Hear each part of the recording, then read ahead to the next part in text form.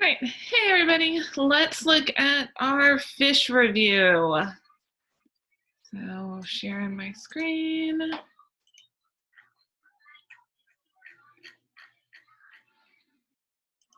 Let's make that a little bit wider.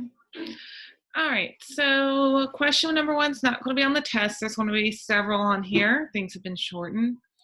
So list characteristics shared by most fishes. So here we've got two that they all have. So they all have an internal skeleton. This includes the jawless bony fish and the cartilaginous fish as well.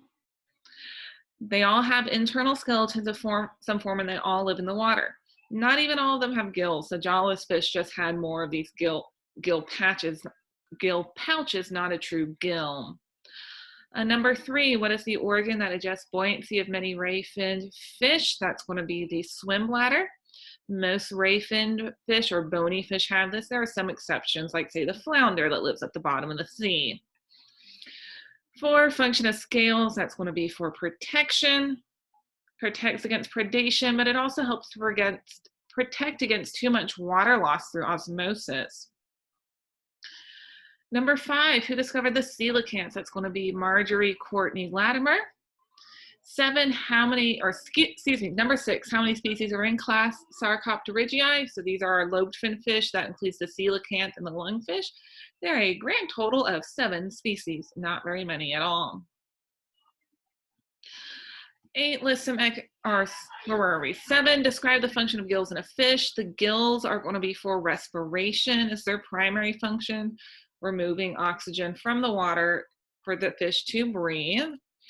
8, list some economic uses of fish. That is not one that we're worrying about, but some economic uses could be things like food. People like to eat them. Pet foods are made out of them. Variety of things. 9, one particular feature found in bony fish but absent in cartilaginous fish is going to be the bony skeleton. And swim bladder. Our cartilaginous fish do not have a swim bladder. They use their liver for buoyancy. What type of color pattern helps fishes avoid predators from both above and below? That's counter shading, when it was dark on the top and light on the bottom.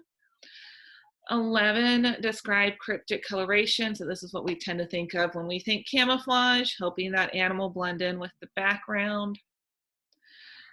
12, what are barbels? These are whiskers on the bottom dwellers, like these here on the catfish in the picture.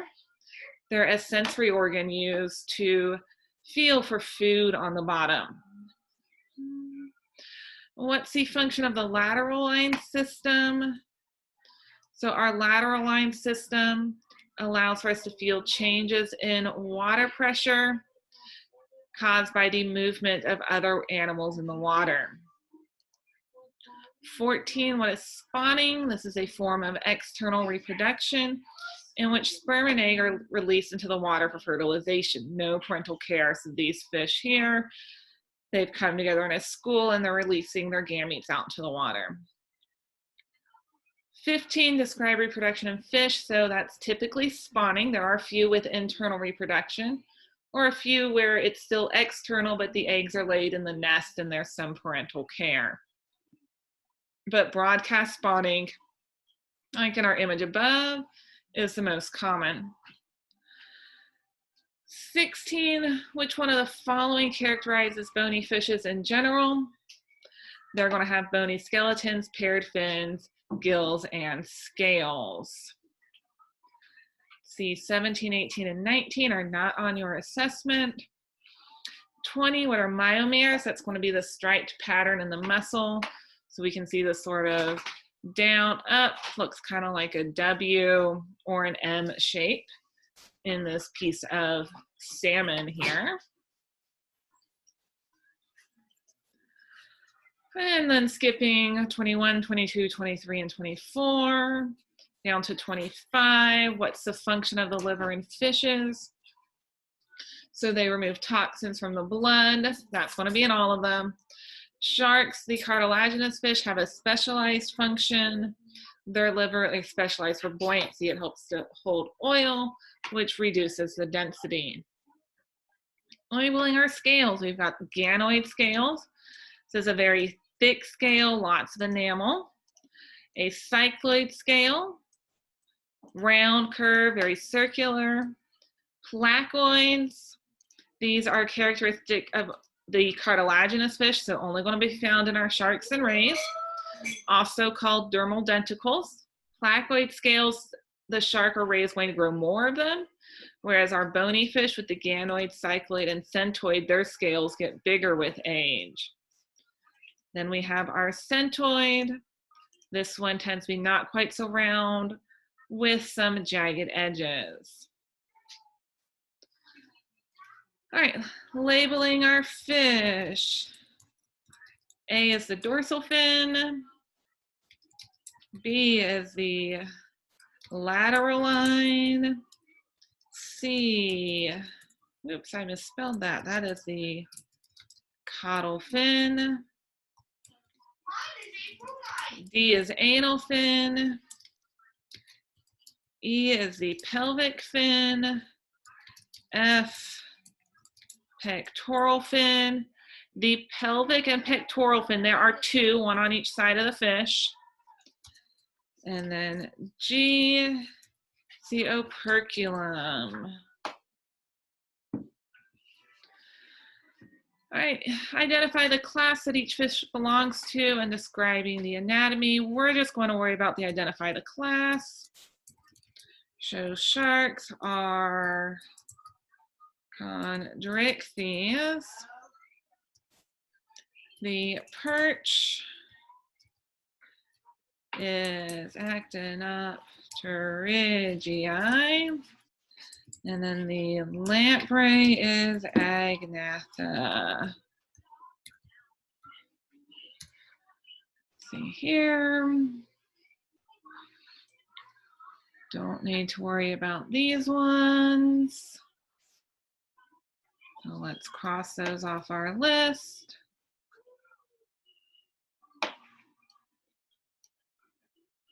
We're going to focus for this one. What characteristics make a member of the class Actinopterygii? So having a bony skeleton, paired fins and gills.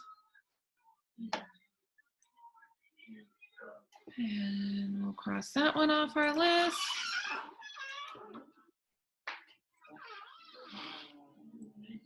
And compare and contrast the anatomy of a shark with that of a bony fish.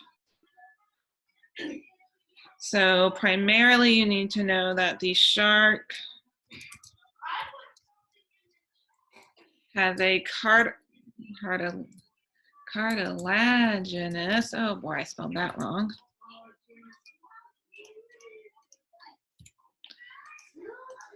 There we go. Shark has a cartilaginous skeleton.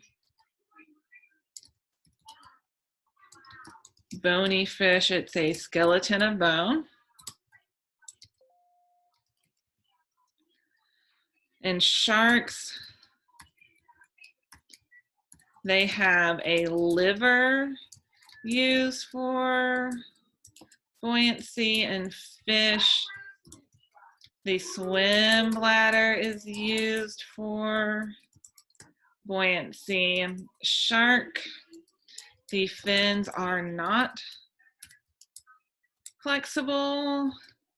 In fish, they have flexible fins supported by rays. Oops, I spelled buoyancy wrong back over there. All right, guys, that's going to be your test review or assessment as we're calling it. That'll be posted for you on Friday, this coming Friday, even though it's scheduled for Monday. That way you've got plenty of time to take it. All right, let me know if you have any questions. Thanks.